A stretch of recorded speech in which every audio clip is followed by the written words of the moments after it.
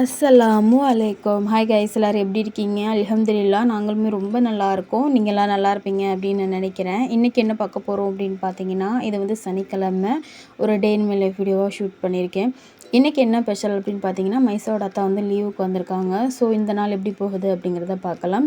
காலையில் எப்பவும் போல் ஒரு 7 மணிக்கு தான் எழுந்திரிச்சேன். லீவ் டைம்னாலே மேக்ஸிமம் 7 மணிக்கு தான் எழுந்திரிக்கிறது. ஸோ அலாரம் வச்சு ஒரு 7 மணிக்கு எழுந்திரிச்சு டீ போட்டு குடிச்சதுக்கப்புறம் வந்து காலையில் பிரேக்ஃபாஸ்ட் என்னன்னு கேட்டிருந்தாங்க. நான் தோசை தான் ஊற்ற போகிறேன் அப்படின்னு சொல்லியிருந்தேன். நேற்று வச்ச மாவு கொஞ்சம் காணி இருக்குது. ஸோ ஒரு ஆளுக்கு ஒரு ஒரு தோசை ஊற்றி சாப்பிடலாம் அப்படின்னு சொல்லிட்டு. ஸோ அவங்க அத்தா வந்து என்ன பண்ணாங்கன்னா, காடை வாங்கிட்டு வந்திருந்தாங்க.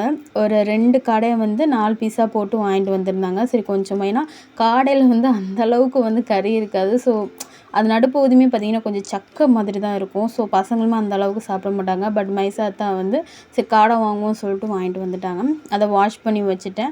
அதுக்கப்புறம் எப்பவும் போல் தாளிக்கிறதுக்கு வந்து கொஞ்சமாக ஆயில் ஊற்றுறதுக்கு பதிலாக கொஞ்சம் அதிகமாகவே ஊற்றிட்டேன்.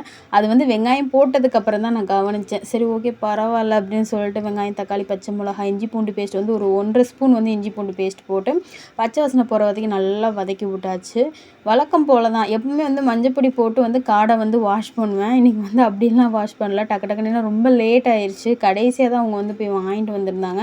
சரி நம்ம பசங்க வேறு டக்குன்னு ஒன்றும் செய்யலையா அப்படின்ட்டு என் பையன் இதுக்கு நடுவில் முட்டை தோசையை போட்டு கொடுத்துருங்க, நான் பேசாமல் சாப்பிட்டுக்கிறேன் அப்படிலாம் சொல்லியிருந்தேன். ஒரு 5 நிமிஷம் வெயிட் பண்ணு, காடை ரெடி ஆயிரும். என் பையன் வந்து காடை விரும்பி சாப்பிடுவான்.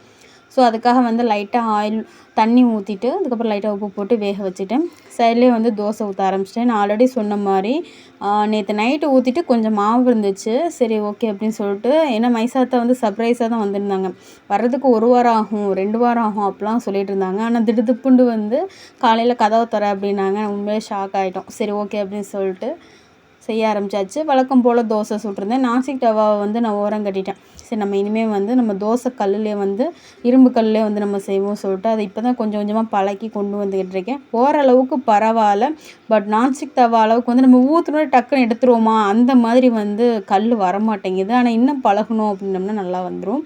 கீழே வந்து மச்சி இருக்காங்க, மாமி வீட்டில் வந்து மச்சி இருக்காங்க. ஸோ அவங்க வந்து வாழைப்பூ வடை செஞ்சுருந்தாங்க. செம்ம டேஸ்ட்டாக இருந்துச்சு. அதுவும் முறுன்னு இருந்துச்சு, நல்லா சாஃப்டாக இருந்துச்சு. கொடுத்து விட்ருந்தாங்க, இந்தாங்க சாப்பிடுங்க அப்படின்னு சொல்லிட்டு. ஸோ அதனால் வந்து பெருசாக வந்து எதுவுமே யோசிக்கலை. காலையில் இவங்க வர்றப்பே பார்த்துருந்தீங்கன்னா மொச்சப்பயிறு வாங்கிட்டு வந்திருந்தாங்க. எங்கள் ஊரில் வந்து காலையில் டீயும் மொச்சப்பயிரும் வந்து கிடைக்கும். ஸோ அதனால் மொச்சப்பயிறு வாங்கிட்டு வந்திருந்தாங்க. அப்புறம் வாழைப்பூ வடை வச்சு ஆளுக்கு ஒரு தோசை, காடை கிரேவி. காலையில் பிரேக்ஃபாஸ்ட் ரொம்ப சூப்பராக இருந்துச்சு. கரெக்டாக பிரேக்ஃபாஸ்ட் சாப்பிட்றதுக்கு மணி பார்த்திங்கன்னா 10:30 ஆயிடுச்சு. ஸோ சாப்பிட்ட உடனே அடுத்த கட்ட வேலையை வந்து லஞ்சு செய்ய ஆரம்பிச்சிட்டேன். காடை வாங்கிட்டு வர்றப்போ என்ன பண்ணியிருந்தாங்கன்னா, பீஃப் வாங்கிட்டு வந்திருந்தாங்க. ஒரு 1/2 கிலோ பீஃப் இருக்கும். அது குட்டி குட்டியாக வந்து நறுக்கி வச்சுருக்கேன். பெருசாக வந்து பீஃப் போடுறத விட குட்டி குட்டியாக போட்டோம்னா சீக்கிரமாகவும் வேகும். அந்த ஸ்ட்ரக்சரில் வந்து சாப்பிட்றதுக்கும் பசங்களுக்கு பிடிக்கும் அப்படின்னு சொல்லிட்டு, அதுக்கப்புறம் வந்து ஒரு உலக்கு அரிசி, ஒரு உலக்கும் ஒரு 2 கையும் சொல்லுவாங்கள்ல, அந்த மாதிரி ஒரு உலக்கு அரிசி எடுத்து ஊற போட்டிருக்கேன். இப்போ வந்து குக்கரில் வந்து நம்ம தாளித்து கொடுக்க போகிறோம். பீஃப் வந்து ரொம்ப நேரம் வேகும் போல் தோணுது. ஏன்னா எப்படி சொல்கிறது, அது நறுக்கிறப்பே தெரிஞ்சிச்சு ரொம்ப கடுசாக இருக்குது அப்படின்னு சொல்லுவாங்கள்ல, ரொம்ப பெருசு போல் அப்படின்ட்டு அந்த மாதிரி இருந்துச்சு. ஸோ அதனால் வந்து குக்கரில் கொஞ்சமாக வந்து கடலெண்ணெய் ஊற்றிட்டு அதில் வந்து தக்காளி, வெங்காயம் போட்டுட்டு இஞ்சி பூண்டு பேஸ்ட் வந்து பார்த்திங்கன்னா ஒரு 2 ஸ்பூன் வந்து நான் போட்டிருந்தேன். கொஞ்சம் அதிகமாகவே போட்டிருந்தேன். அதெல்லாம் போட்டு பச்சை வாசனை போனதுக்கப்புறம் 1 ஸ்பூன் வந்து மிளகாப்பொடி, 1½ ஸ்பூன் பார்த்திங்கன்னா மல்லித்தூள், வீட்டில் ஆரம்பித்த நார்மலாக குழம்புக்கு யூஸ் பண்ணுவோம்ல அந்த மல்லித்தூள் போட்டுட்டு, அதுக்கப்புறம் வந்து 1/4 ஸ்பூன் வந்து மஞ்சத்தூள் போட்டிருந்தேன். இதெல்லாம் நல்லா மிக்ஸ் ஆனதுக்கப்புறம் ஆல்ரெடி நம்ம குட்டி குட்டியாக நறுக்கி வச்சுருக்கோம்ல அந்த பீஃபை வந்து என்ன பண்ணேன்னா இன்னொரு தடவை வாஷ் பண்ணிவிட்டு அதுக்கப்புறம் வந்து குக்கரில் போட்டு நல்லா மிக்ஸ் பண்ணிவிட்டேன். ஃபஸ்ட்டு நல்லா மிக்ஸ் பண்ணி அது நல்லா வந்து தண்ணி ஊடும் சொல்லுவாங்கள்ல, அந்த மாதிரி இதுவுமே வந்து லைட்டாக வந்து தண்ணி விட்டு நல்லா கொதிச்சு வந்துச்சு. இதுக்கு முன்னாடி தண்ணி நான் ஊற்றலை, அந்த ஆயிலே டிப் பண்ணேன். நல்லா நிறைய தண்ணி விட்டுட்டு இருந்துச்சு. சரி ஓகே அப்படின்னு சொல்லிட்டு நல்லா மிக்ஸ் பண்ணி விட்டுட்டு லைட்டாக சால்ட்டு போட்டுட்டு எக்ஸ்ட்ரா 1 டம்ளர் வந்து தண்ணி ஊற்றிருந்தேன். 1 டம்ளர் கூட சொல்ல முடியாது, ஒரு செம்பு அளவுக்கு, குட்டி செம்பு இருக்கும் பார்த்திங்கன்னா அந்த அளவுக்கு தண்ணி ஊற்றி லைட்டாக உப்பு போட்டு குக்கரில் வந்து கரெக்டாக வந்து 10 விசில் வந்துச்சு. ஒரு விசில் வந்து ஹை ஃப்ளேம்லேயும் 2 விசில் வந்து ஹை ஃப்ளேம்லேயும் ஒரு 8 விசில் வந்து பார்த்திங்கன்னா லோ ஃப்ளேம்லேயே வச்சுருந்தேன். பீஃப் கிரேவிக்கு வந்து என்ன பண்ணேன்னா, அதை குழம்பாகவும் வச்சுக்கலாம், கிரேவி எப்படி வேணால் ஓகே, மதியத்துக்கு ஊற்றி சாப்பிட்ற மாதிரி 4 பேருக்கு அப்படின்ற மாதிரி. அதுக்கப்புறம் வந்து அரிசி வந்து ஊற வச்சுனேன். எதுக்காக அப்படின்னா லைட்டாக ஒரு நெய்ச்சோறு மாதிரி செய்வோம் அப்படின்னு சொல்லிட்டு. ஃபுல் அண்ட் ஃபுல் நெய் ஊற்றினேனான்னு கேட்டிங்கன்னா கிடையாது. ஒரு 10 ரூபா பாக்கெட்டில் நெய் இருக்கும் பார்த்திங்களா, அதை ஊற்றிட்டு கொஞ்சமாக ஆயில் ஊற்றிட்டு தக்காளி, வெங்காயம், அப்புறம் இஞ்சி பூண்டு பேஸ்ட்டு, கொத்தமல்லி, புதினா வந்து ஸ்டார்டிங்லேயே அந்த பட்டை கிராம்பு ஏலக்காய் போட்டு அடுத்த ஸ்டெப்பு வந்து கொத்தமல்லி புதினா போட்டுட்டு அதுக்கப்புறம் தான் வெங்காயம் பச்சை மிளகாய் தக்காளி இதெல்லாம் போட்டுட்டு நல்லா மிக்ஸ் ஆனதுக்கப்புறம் வந்து ஒரு உலக்கு 2 கை வந்து அரிசி போட்டிருந்தோம். ஸோ அதனால் வந்து நான் அதே அளவில் 1க்கு 2 அந்த மாதிரி போட்டு 2.5 உலக்கு தண்ணி வச்சுருந்தேன். அது நல்லா கொதிச்சதுக்கப்புறம் நான் அரிசி போட்டு வேக வச்சேன். இது வேகிறதுக்கும் பீஃப் ரெடி ஆகிறதுக்கும் கரெக்டாக இருந்துச்சுங்க. கிட்டத்தட்ட வந்து 3/4 மணி நேரம் பிடிச்சிச்சு. இப்போ வந்து நமக்கு பீஃப் ரெடி ஆயிடுச்சு. ஸோ இப்படியே பார்த்திங்கன்னா நல்லா கொதிச்சு வந்துருச்சு. நான் இன்னும் வந்து லைட்டாக சிம்மில் தான் போட்டிருக்கேன். ஆனால் ப்ரெஷர்லாம் ரிலீஸ் ஆனதுக்கப்புறம் தான் வந்து மூடி ஓப்பன் பண்ணேன். அதிலேருந்து பார்த்திங்கன்னா கொஞ்சமாக மட்டும் பீஃபை வெளியில் எடுத்து வச்சுருக்கேன். இது எதுக்காக அப்படின்னு பார்த்திங்கன்னா பீஃப் பக்கோடா போட்டு சாப்பிட போகிறோம்.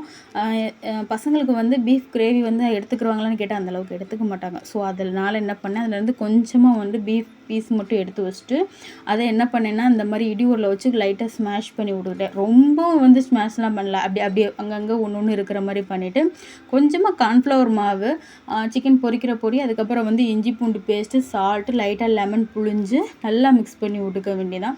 உங்களுக்கு இதில் வந்து சிக்கன் பொரிக்கிற பொடி போட்டால் பிடிக்காது அப்படின்னா நீங்கள் ஸ்கிப் பண்ணிக்கலாம். பட் வந்து என் பசங்க போட்டாங்கன்னா நான் போட்டேன்னா அவங்க விரும்பி சாப்பிடுவாங்க அப்படிங்கிறதுக்காக வந்து இந்த மாதிரி மிக்ஸ் பண்ணி எடுத்துக்கிட்டேன். இப்போ வந்து நமக்கு வந்து பீஃப் பக்கோடா போடுறதுக்கு வந்து பீஃப் ரெடி ஆயிடுச்சு. இது ரொம்ப நேரம் ஊனலாம் தேவையில்லை, டக்குன்னு நம்ம போட்டு அப்படியே பொரிச்சு எடுத்துக்கலாம். பீஃப் கிரேவியில் பார்த்திங்கன்னா வழக்கம் போல் மிளகு சீரகம் இதெல்லாம் அரைச்சி வச்சுருக்கோம் பார்த்திங்களா, அது எல்லாத்தையும் போட்டு நல்லா மிக்ஸ் பண்ணிவிட்டு கொஞ்சம் நேரம் வந்து சிம்மில் வச்சு எடுத்துட்டோம் அப்படின்னம்னால நமக்கு பீஃப் கிரேவி ரெடி ஆயிரும். அதுக்கப்புறம் பார்த்திங்கன்னா தயிர் வெங்காயம், இந்த மெனு வந்து சொன்னது பார்த்திங்கன்னா என் பொண்ணு தான் சொல்லியிருந்தான். இந்த மாதிரி பீஃப் கிரேவி பண்ணுங்கள், கொஞ்சம் பக்கடா பண்ணிவிட்டு அப்படியே தயிர் வெங்காயமும் வச்சுருங்க அப்படின்னு சொல்லியிருந்தாங்க. சரி ஓகே அப்படின்னு சொல்லிட்டு ரெடி பண்ணிவிட்டேன். சும்மா வெங்காயம், பச்சை மிளகா, கொஞ்சமாக தயிர் சேர்த்து லைட்டாக உப்பு லெமன் புழிஞ்சு விட்ருக்கேன். அப்புறம் வந்து பொரிச்சு எடுத்தாச்சு. பக்கோடா செம்ம டேஸ்ட்டாக இருந்துச்சு. எல்லோரும் டேஸ்ட் பார்க்கணும்னு சொல்லிட்டு பாதியை காலி பண்ணிட்டோம். கொஞ்சம் தான் இருந்துச்சு, அதுலேயுமே கொஞ்சம் தான் இருக்குது சாப்பாட்டுக்கு. அதுக்கப்புறம் சாப்பாடு எடுத்து வச்சு சாப்பிட ஆரம்பித்தாச்சு. அல்ஹம்துலில்லாஹ் சாப்பாடு ரொம்ப நல்லா இருந்துச்சு. சாப்பிட்டதுக்கப்புறம் பையன், அப்புறம் என் ஹஸ்பண்ட், அப்புறம் வந்து என் பொண்ணு வந்து சும்மா ஏதோ எழுத்து வேலை இருக்குது, ஹோம் ஒர்க் இருக்குது, அதுக்கப்புறம் வந்து ஏதோ கிராஃப்ட் செய்வா பார்த்திங்களா, அந்த மாதிரிலாம் செஞ்சுக்கிட்டு இருந்தா. ஸோ நானும் என் பையன் அதெல்லாம் வந்து ஒரு குட்டி தூக்கம் போட்டு எந்திரிச்சாச்சு. ஈவினிங் டைம் டீ போடுறப்ப தான் வந்து என் பசங்க வந்து அவங்க அத்தா பிடிச்சி ப்ரெஷர் பண்ணிகிட்டே இருந்தாங்க. இந்த மாதிரி 20 ரூபா கடை அப்படி ஒன்று ஆரம்பிச்சிருக்காங்க, ஸோ அங்கே கூட்டிகிட்டு போங்க அப்படின்ட்டுருக்காங்க. அதனால் ஓகே அப்படின்னு சொல்லிட்டு ஈவினிங் அங்கே போகலாம் அப்படின்னு பிளான் பண்ணியிருக்கோம். நான் டீ போட்டு முடித்து வச்சுட்டேன். சரி பசங்க இருந்துச்சுன்னு குடிக்கட்டும் அப்படின்ட்டு. இந்த என் பூனைக்குட்டி பார்த்தீங்களா, இப்போ நல்லா பெருசாக வளர்ந்துட்டாரு. இது மைசாவோட சைக்கிளில் இந்த மாதிரி அந்த முன்னாடி உட்காந்து அவங்களே விளாண்டுக்குருவாங்க. நாங்கள்லாம் உட்கார வைக்க மாட்டோம். இன்னொருத்தவங்க இருந்தாங்க, பெண் குட்டியை பார்த்தீங்களா எப்படி படுத்து கிடக்காங்கன்ட்டு, இப்படி மூஞ்சி தொங்க போட்டு படுத்து கிடக்கும். அதுக்கப்புறம் பசங்கள்லாம் எந்திரிச்சதுக்கப்புறம் டீ குடிச்சிட்டு அப்படியே கூட்டிகிட்டு போயிட்டேன். 20 ரூபா கடை எங்கே இருக்குது அப்படின்னு பார்த்தீங்கன்னா, என்ன ஊர்னி பேர் வந்து எனக்கு அந்தளவுக்கு தெரியலை. சுடலை ஊர்னியா என்ன ஏதுன்னு தெரியல. ஸோ அந்த ஊர்னி, அதாவது எங்கள் ஊருக்கு என்ட்ராகிற அந்த ஊர்னிக்கிட்ட அந்த கார்லாம் நிப்பாட்டி வச்சுருப்பாங்க. குட்டி குட்டி வாடகைக்கு கார் கிடைக்கும். அந்த காரு ஸ்டாண்டு, அப்புறம் ஐஓபி பேங்க் அது பக்கத்துலேயே பார்த்தீங்கன்னா இந்த 20 ரூபா கடை இருக்குது. எது எடுத்தாலும் 20 ரூபா. இந்த மக்குலேருந்து, டப்பாலேருந்து, குட்டி குட்டி அதான் நம்ம நினச்சி கூட பார்க்க மாட்டோம். நம்ம கடைக்கெல்லாம் போயிருக்கப்போ இந்த கிளிப்ஸ்லாம் வந்து 50 ரூபா, 60 ரூபா, 70 ரூபா சொல்லுவாங்களா, அது எல்லாமே வந்து உங்களுக்கு பிடிச்ச மாதிரி 20 ரூபா. குவாலிட்டியாகவும் இருந்துச்சு, உண்மையிலே போயெல்லாம் சொல்லக்கூடாது. ஒரு அட்டை வந்து கிளிப் அட்டைலாம் 20 ரூபா அந்த மாதிரி தான் போட்டிருந்தாங்க. வாட்டர் பாட்டில் வந்து 20 ரூபாய்க்கு என்ன குவாலிட்டியாக தான் இருந்துச்சு. பசங்களுக்கு வந்து ஒரு குட்டி குட்டி விளையாட்டு பொருள் மட்டும் வாங்கி கொடுத்துட்டு அப்படியே வீட்டுக்கு வந்துட்டோம். வர்ற வழியில் பார்த்தீங்கன்னா எங்களோட மச்சான், அதாவது என் ஹஸ்பண்டோட தம்பி கடை, அவங்க வந்து சும்மா ஈவினிங் டைம் வந்து பாப்கார்ன் மாதிரி வெளியில் வச்சுருப்பாங்க. பலசரக்கு கடை தான். ஸோ வெளியில் வந்து பாப்கார்ன் மாதிரி ஈவினிங் டைம் போடுவாங்க. சரி பார்த்தோன்னா சரி அதையும் வாங்கிட்டு அப்படியே வீட்டுக்கு கிளம்பிடலாம் அப்படின்னு சொல்லிட்டு வீட்டுக்கு கிளம்பியாச்சு. இந்த வீடியோ இதோட முடிச்சுக்கிறேன். இன்ஷால்லா நாளைக்கு ஒரு வீடியோ சந்திப்போம். வழக்கம் போல் இதை தான் சொல்லிக்கிட்டு இருக்கேன். 1 வீக்கு ஒரு தடவை கண்டிப்பாக வீடியோ போட ட்ரை பண்ணு. Okay friends, by.